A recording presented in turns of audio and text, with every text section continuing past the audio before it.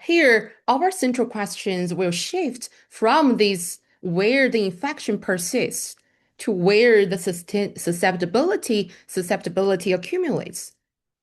So whether susceptible accumulation is spatially synchronous, like sorry, clustered vulnerabilities rising concert across connected communities, or asynchronous with pockets of high risk buffered by the immune neighbors remains unknown. In the literature also suggested that the gravity models have very powerful to capture the transmission dynamic synchrony. In our context, we are asking whether gravity connection will also promote the risk synchrony, and in the end will lead to large-scale outbreak. To approach that, we conducted or implemented the multiscale vaccination coverage mapping, and that reviews the hidden vulnerability. Let me show you more. So I collected the vaccination coverage of MMR in the United States, state by state, in three spatial scales. There are county, school district, and individual schools, like shown in this figure. So what we saw here is the vaccination coverage of kindergartners exhibited a broad geographic heterogeneity across these three nested spatial scales, including county, district, and individual schools, as shown in the map in 2024 and 2025 school years. And importantly, in the county level, the coverage ranged from 70% to over 98%, with increasingly fine-grained pockets of low coverage emerging at the district and especially in the school level. When we map linking this vaccination uptake to the risk of outbreak, we can estimate the vaccination adjusted effective reproduction number RV. And I'm going to show you the some bit math and the details in the next minute. But when we look at the picture, we found the risk appeared very sparse at the county scale in the most left-hand figure, but numerous and spatially clustered pockets exceeding the epidemic threshold, the reproduction equals to 1, emerge at the district and school scales. And several states with very high county average coverage still contain many districts and schools above the threshold. This actually highlights the potential for sustained transmission despite the reassuring county averages. As part of the community modeling, I would like to share some my understanding and study about the MIDAS population theory on estimating the vaccination adjusted effective reproduction number here. So we estimated the vaccine adjusted effect RV at the individual school level, school district, and county level using a gravity-based mixing kernel adapted from the MIDAS population transmission theory. So in detail, we divided the whole population into n spatial subunits, such as schools, as shown you just now, and school districts or counties, and each characterized by its own vaccination coverage and spatial connectivity. And here, we quantify the spatial connectivity between these subunits using the gravity decay kernel function. Let me show you next in the next equation. So the effective reproduction number in a spatially heterogeneous population was then calculated using the next generation matrix approach. Then we define the transmission kernel between location I and location J as this figure, as this equation. So B here is the decaying rate in that kernel, and D is the distance between the unit we're interested in, and N is the unit population size, either the enrollment in that particular school or that enrollment in the total district or the enrollment in the county. And S here is susceptible. We calculated, approximated as 1 minus the vaccination coverage. And the beta here is the transmission intensity. The gamma is the incubation, is the recovery rate. So then the transmission coefficient over gamma was then calculated such that the spectral radius of the contact matrix equals to the basic reproduction number of measles. We've set it as R naught as 15 in our setting in our fully susceptible populations. And then the location-specific effective reproduction number would then can be calculated at the column sum of the next generation matrix. I will skip much details. If you're interested in, please let me know. And our preprint will be online soon next week. Please watch the space. So compare the coverage and mapping the coverage by scale and mapping the reproduction number, mirroring the outbreak potential by scale in the map. We see the contrast between scales shows clear aggregation bias, which is the county level summarized dilute localized susceptibility clusters that actually can drive transmission potential.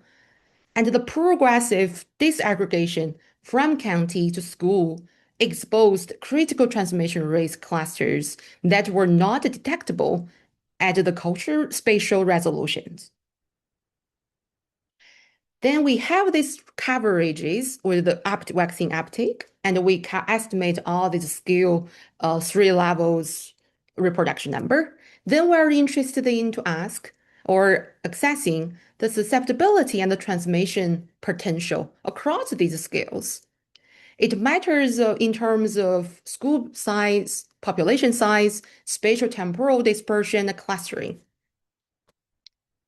So by mapping the reproduction number, RV, in log scale against the susceptibility defined as 1 minus the vaccine uptake, also in log scale in three different scales, spatial scales, as shown in this figure, we found that there are 3 essentially independent effects. First is the susceptibility RV relationships weakens with aggregation. So higher susceptibility is consistently associated with higher transmission potential, as depicted by the increasing black regression lines in all 3 scales. And then we also saw the distance-driven alteration of reproduction number across scales. The reproduction number decreases from the scale of schools to that of districts, and even more so to the county scale, as visible the downward shift of the entire cloud of points from one scale to the another. A third one is the enrollment-driven changes in the reproduction number distribution. And we found the role of the small schools with smaller reproduction number at the level of individual schools is greatly altered at the district level, as these schools are aggregated into the districts containing several schools, so the total enrollment increases accordingly. We not stop at there to just look at this susceptible against the reproduction number at the certain year. We're also interested in how the temporal trends look like in the United States in the last decade. And we use that collected vaccination uptake data and to reproduce the estimates of reproduction number in the last decade. And we found a remarked increase in population susceptibility at 3 scales especially following the COVID-19 pandemic. But the average susceptibility remained relatively stable at approximately 4 to 5% from 2014 to 2019, near the critical 55% threshold according to the 95 herd immunity coverage. However, beginning in 2019 to 2020 and accelerating through the COVID-19 pandemic period, the average susceptibility increased remarkably, reaching approximately 8 to 10% by 2024 and 2025, nearly double the pre-pandemic levels, but well above the herd immunity threshold. translated that susceptibility to the reproduction number. We saw the trend of the reproduction number. The decline in vaccination coverage directly translated to this elevated transmission potential. So at the school level, the average RV increased steadily from approximately 0.6 to in 2013, 2014 to exceed about 1 by 2022 and 2023.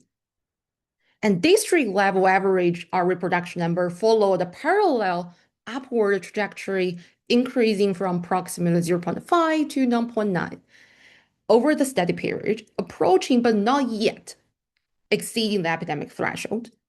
And more importantly, interestingly, we found the county level, the average reproduction number exhibited greater year-to-year vulnerability, but still remain below 1 point the threshold throughout the year. And we think that really highlights how the current surveillance system might really could not detect the transmission risk in the county level.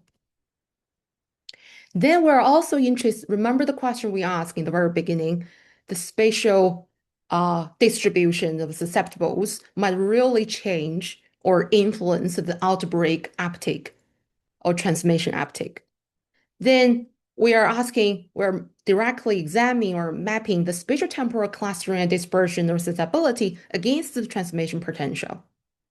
To do that, we actually calculated the Gary C, which is a metric we use to measure the spatial temporal heterogeneity of the vaccine coverage. So it's measure not only how the variation of vaccine uptake in one region, in one unit, but also it cares about how the spatial heterogeneity plays. So what we found here is at the school level, most of the combinations show the clear but moderate degree of clustering with Gary C between 0.8 to 1. However, the reproduction number values were fairly uniformly distributed between 0.5 to 2.5.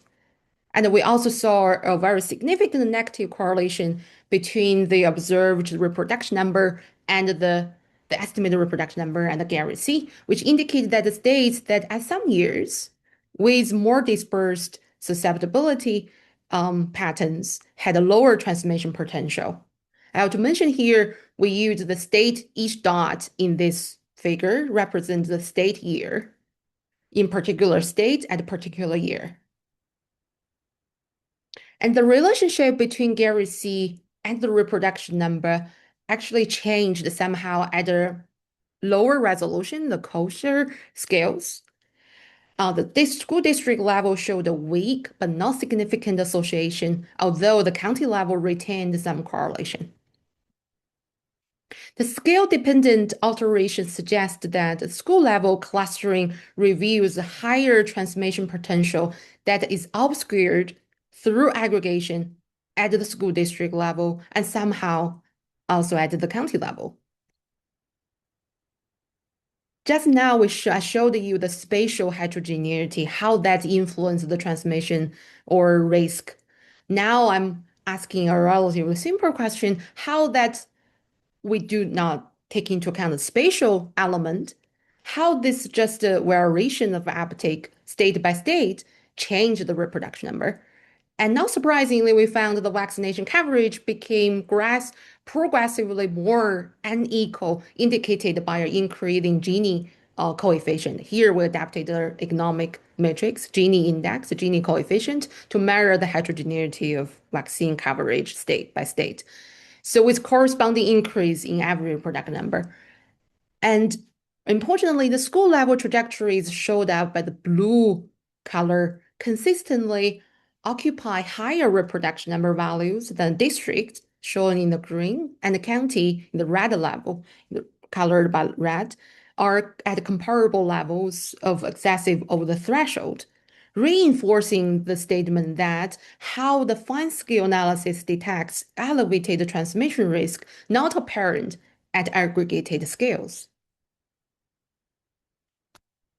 So just now, very quickly showed you how we measure the state by state or county by county or school district by district, the vaccination coverage heterogeneity and the spatial heterogeneity.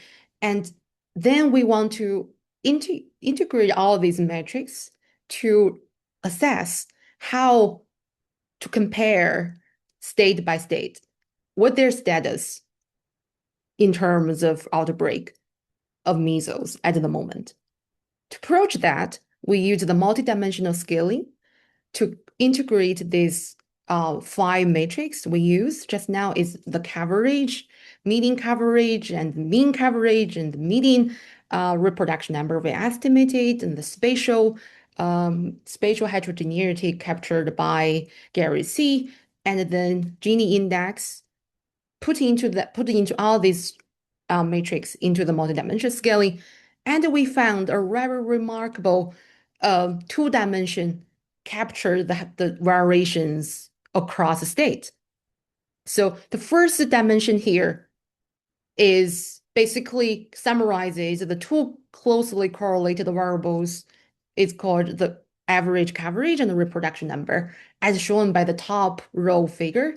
It's the result of the multidimensional scaling showing the state by state, but color coded by the average reproduction number. And the second dimension, it reflects the spatial autocorrelation of susceptibility. So basically, it's the Gary C and as well as the reproduction number RV we showed you before.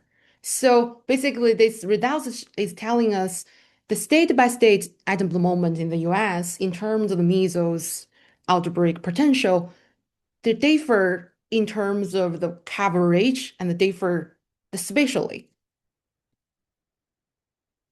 Then I just show you a snapshot of what we have done to calculate the outbreak potential or how the susceptible contribute to this transmission potential, outbreak potential.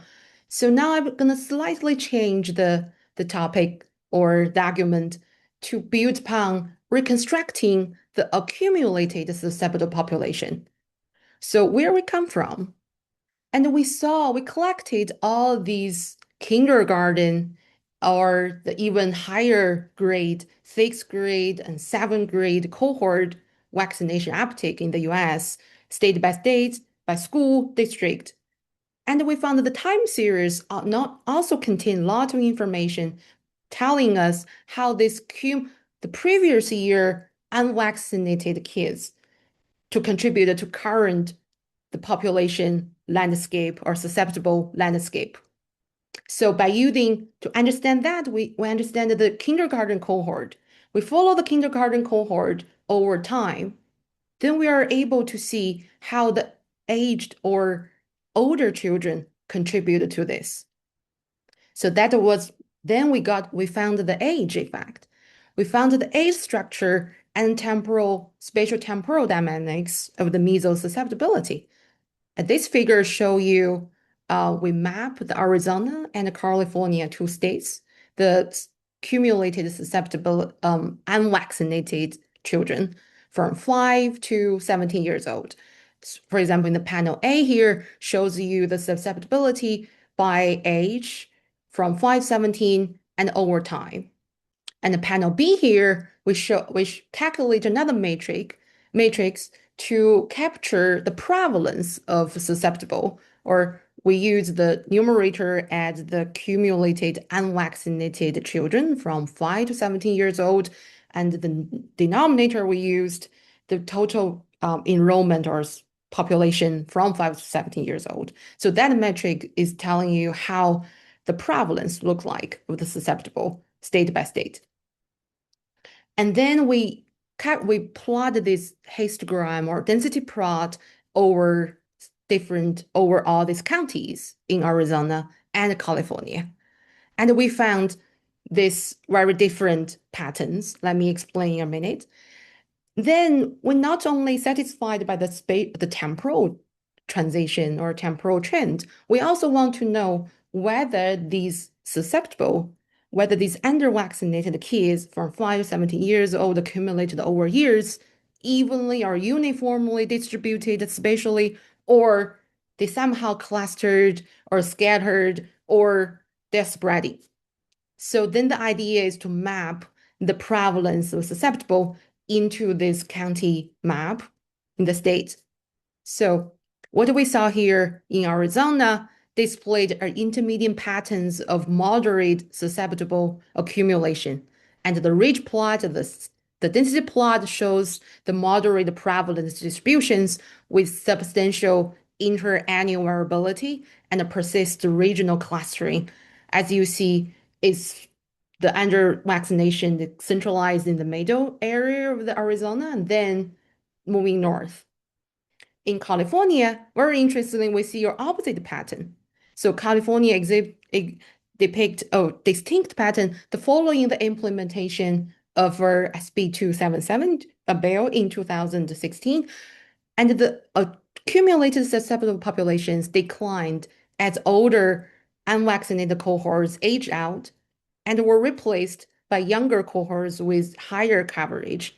And that is also reflected by this ridge plot. You see it's over time, over year, is the left hand shift. And reflecting on the map, we see the darker green color for the highest susceptible concentrated in the north region, Northern California, and gradually it's shrinking down. Then we do the same thing for other states when the data available. For example, the top row here shows the Minnesota. We see the most concerning pattern in that state with the highest susceptibility prevalence among all the states exempt and a substantial accumulation across the birth cohorts. I see the ridge plot actually indicates around 10 per the mean prevalence of susceptible across these state counties is 10%. And even some counties as high as 30%, 20%. And when mapped to this map, we are able to see this the concentration of susceptible started from north and in the middle. Now it's down to the south. And the Virginia maintained relatively low susceptible populations with stable but narrow distributions that kept the majority of the counties above the herd immunity threshold. However, in the recent years, in some southwestern counties began accumulating susceptible individuals.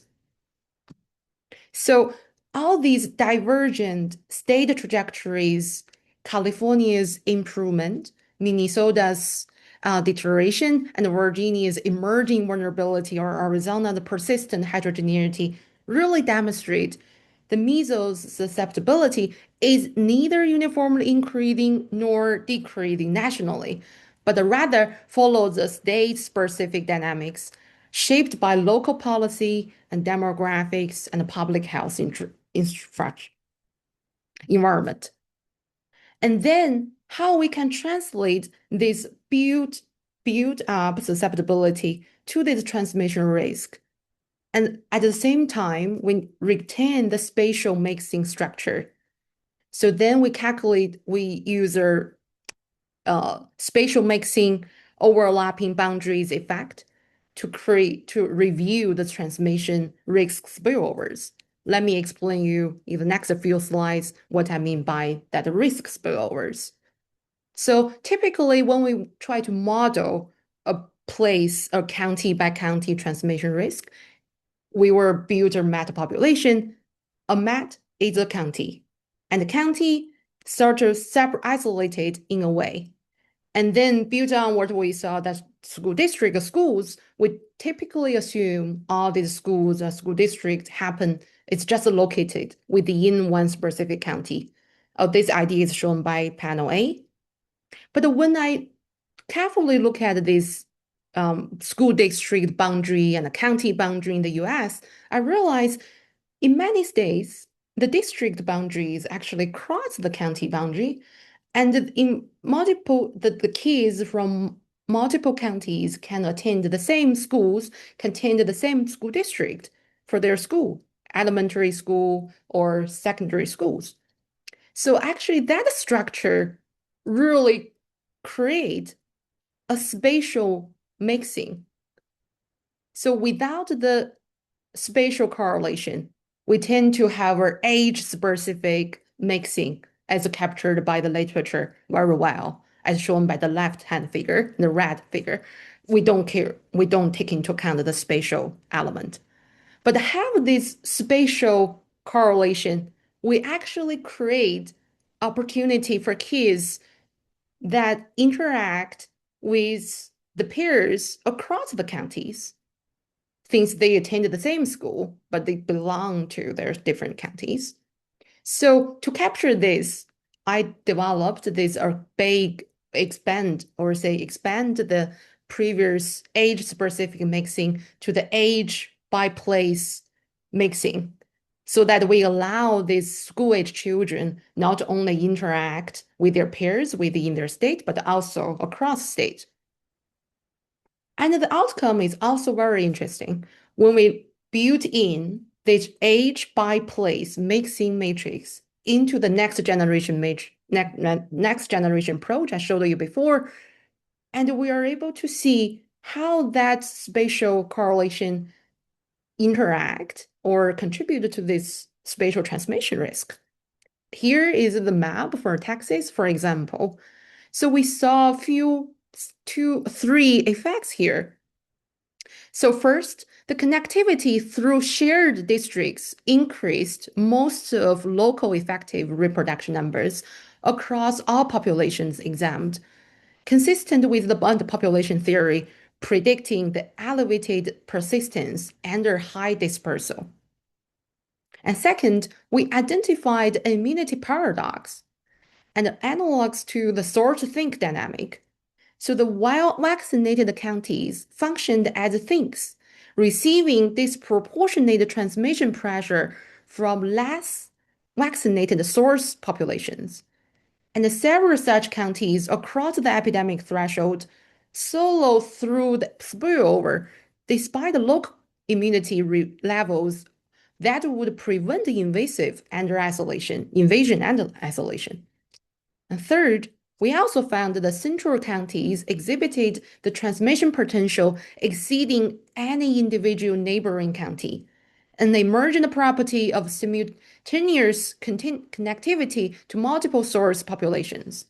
So this immunity paradox inverts conventional assumptions that local preparedness that the county health department observing reassured local coverage may still remain vulnerable to epidemic invasion through the pathways its surveillance can see. And we see this pattern not just in Texas, but in Arizona, in Minnesota, and among other states.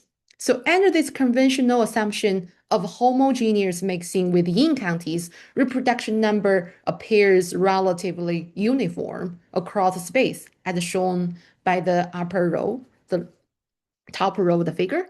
But when we take into account the age-place interaction, the age-place structured mixing is incorporated, the reproduction number estimates reveals substantially greater spatial heterogeneity with localized hotspots. And these altered values reflect that the combined effect of clustered susceptibility among school-age children and cross-boundary transmission spillover pathways that link communities across county lines. So, to our summary, I guess this is a little bit quick, but summarize what I have talked in the last half an hour about the transmission, risk, susceptibility. And what we saw is the transition from infectious disease elimination backward endemicity really represents one of the most reversals in modern public health. And the decades of vaccination effort achieved the elimination across the Africa, Americans, North America. That achievement is very structurally vulnerable.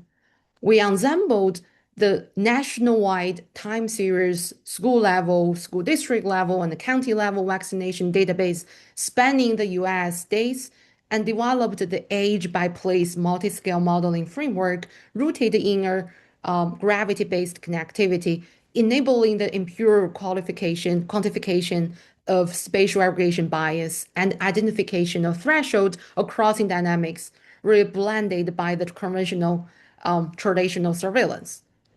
And the United States crossed the epidemic threshold at the school level in 2020, 2023 is just remarkable. And the transition actually invisible to surveillance systems operating at the aggregated scales with profound implications for outbreak preparedness and for the future measles control.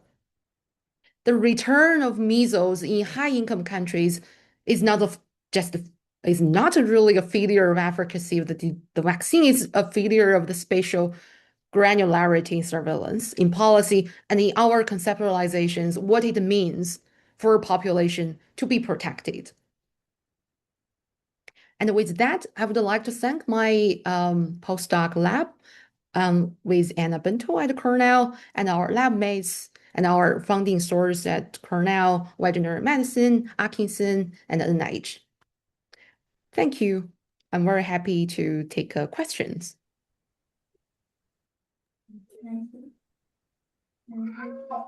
Thank you, Dr. Chen, for that excellent presentation. It's really important work. Now we are open for questions. So if you have any question, please put them in the Q&A box and then we'll go through them one by one. So we do have a few questions, so I can go ahead and ask. Definitely. Yes. So the first question is, can you comment on the importance of social and beliefs networks and how you can model that if you want to include them? Right. Yeah. So while looking at this spatial distribution of susceptibles, we estimated across age, we do see their correlation between this spatial accumulation with some belief group, religions, community. And then in order to really statistically significant assess that correlation, we should build more social determinants covariates into our model to statistically assess whether that's really a driver. And the literature also showed a lot of evidence about that already. And I think it's very interesting modeling exercise if we could really take advantage or make use of this social network to model the transmission risk. That would be really interesting and public health relevant. Thank you. So thank you. Moving on. So it's a question about whether this work has been published, and if so, if can they use your estimates of RV that you have calculated or estimated in this analysis? Sorry, I didn't catch the So the first. question is the work that you are showing here, has it been published or are you in the process of, because people would We like to use your estimates. Yeah, thank you for the interest. We're gonna put our analysis, the manuscript, in the MIDAS archive early next week. Our PI is and I is really working hard to get it done as soon as possible, but hopefully we will get it out at least our MIDAS archive early next week. So definitely, please let me know if you want to talk more about the estimates reproduction number. We're happy to collaborate with. Yeah. Thank you. I should leave my email address here. Yes, yes. Then people can contact you if they have any Yeah, follow-up questions about it. Yeah, definitely. that's a great idea. Okay, so moving on, the next question is, did you try to decouple the invariants of the disease from the variants such as behavior, income, or other? Because that would allow you to compare the reproduction number if you can decouple it. Sorry, it's So the the question, behavior. yeah, Yeah. behavior, income, or other. Yeah. So decoupling the invariants of the disease, like disease, Uh, separating out disease specific factors and these factors like behavior, income, or other. oh, disease factor, because Yeah. we focusing our analysis for the measles, and Mhm. we we conducted some sensitivity analysis around the basic reproduction number with we fixed at 15. We varied that to like a 10 to 13 to 18 so that we sort whether the pattern we estimate here changed much, but the pattern or the main results remained. Mhm. So right, we did conducted the sensitivity analysis around that. Okay, so then yeah, that sort of takes care of the other aspects. Like, what if the reproduction number is different by behavior income, and if you are seeing the same effect across a wide range, then yeah, that makes sense. Sure. Any other questions? Yes, we do have. Okay. So the next question is first, like, it was a nice talk. They're appreciative of Thank your you. work, and then the question is, how appropriate using next gen method calculation is under the assumption of very high susceptibility, because so like you are using next gen method to calculate effective reproduction number, so there might be other methods that can be used. So have you explored other approaches to estimate the effective reproduction number besides next gen method, and what do you think about next gen methods, the validity of that method, like how to justify that? Right. It's interesting. When I started working on the measles, thinking about the problem happening in this post-elimination, especially high-income countries, I was thinking how we can really understand or estimate the risk. So one method or one way to quantify it is through your transmission data, through your popped cases data, through this infection dynamic, but very sparse in the very beginning of this. Think about the last beginning of last year, scattered outbreak in happening in Texas. Actually, we were where we started. The cases were very sparse. It's very hard, I think, to infer any meaningful epidemiological meaningful parameters or even here reproduction number through their sparse data. But having said that, in our paper, we did try to validate the realized reproduction number using the Texas outbreak beginning of last year to justify it. If you're interested, please have a look at that. And yeah, that's one point is the case data is very sparse, hard to infer. And then the next generation matrix, the beauty for me is you're actually able to quantify many things rigorously mathematically, like the connectivity, like the heterogeneity of the vaccine coverage, and not just in number, but also in spatial that sense and also how your the transmit the network social network connectivity network change the risk. I think there are a lot real more things should be done. It's very interesting to do to think about, including the previous question about how the social network and the religious belief network can be built into our modeling network here is really worth thinking. I'm very happy to talk more and collaborate if any folks interested. Please let me know. Thank you. So we do have one more question about the RV, the reproduction number. So the next question is, when you talk about school level R RV, is that RV calculated for an individual school, and Right. then you are comparing it to the distribution of school level? Okay. Yes. Yes. Then So, right, I was able to collect this individual school vaccination coverage among kindergarten and even higher grades kids, but depends on varying on states. But like the panel, the right hand figure showing here is the school level reproduction number using based on the school level vaccine uptake estimates. Right. okay, thanks. So then we have like question about people are interested in trying to learn more about your method, which you have said, like the next week you're targeting to submit it to medRxiv and then pretty soon for publication. So then I think people can go to those resources to know more about the mathematical analysis and the paper model. Yeah, definitely. Thanks. And then yeah, people are really looking forward to reading the paper. It's nice to yeah. Thank you. Mm. Thank you so much for your interest. Question. I'm just curious, have you had a chance to or dug deeply into what any of these your approaches can say about what's going on in South Carolina right now, where there is a substantial outbreak, and do these analyses inform that? Is it behaving the way you'd expect to in South Carolina? I would say from the data we are looking at now, the school level uptake in the South Carolina is in some pocket is quite low. So when there is introduction event or connection, yes, the disease or transmission uptake likelihood is just very high.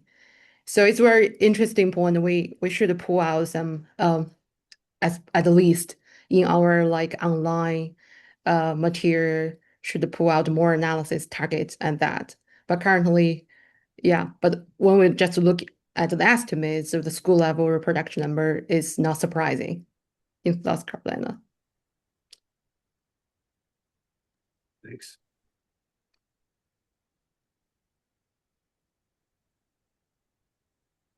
We got one more question. Cool. So it's about how do you intend to use your framework for the disease forecast in a different county or a school? Forecasting. For forecast, yeah, for forecasting disease. For forecasting disease. Primarily our this analysis modeling framework analysis is try to estimate the risk, transmission risk. It's telling you the likelihood of the transmission uptake, outbreak likelihood is high, where or spatially you can interpret it where the disease, where the outbreak might highly likely pop up. And in terms of forecasting the trajectory of the transmission or the outbreak, we might have to move on to like a compartmental model to really distinguish how the transmission happened and within that social context. Yes, so just in summarize, we estimate the outbreak risk, but to forecast the disease transmission trajectory, we might need another set of tools. Okay.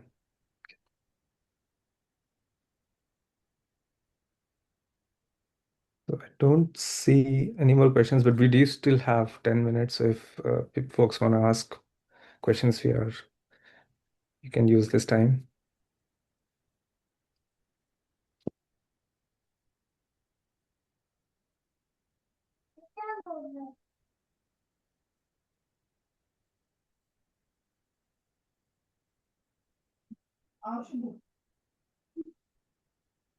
Okay.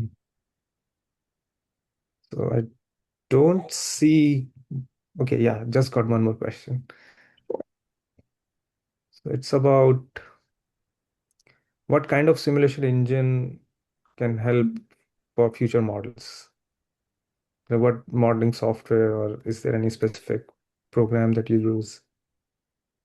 I use R for programming and software, yeah, Okay. simulation hedging. Yeah, Okay.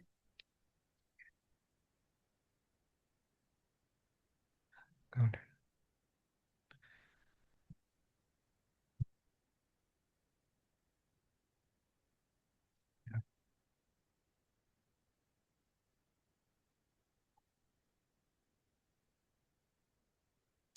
Canner GP, GPU, yeah. Canner GPU. I can run the model in the desktop at the moment. I think depends on the model complexity. If it's Definitely. very complex, then yeah, Yeah. GPU will be the way to go forward. Okay. So I think we are Good. So not seeing any more questions. But yeah, now we are also close to the time. So I would like to again thank you everyone for such an engaging discussion, and thank you, Dr. Chen, for sharing such important work. So with that, we'll bring today's webinar to a close, and thank you all for joining us, and we look forward to seeing you again in the February's webinar.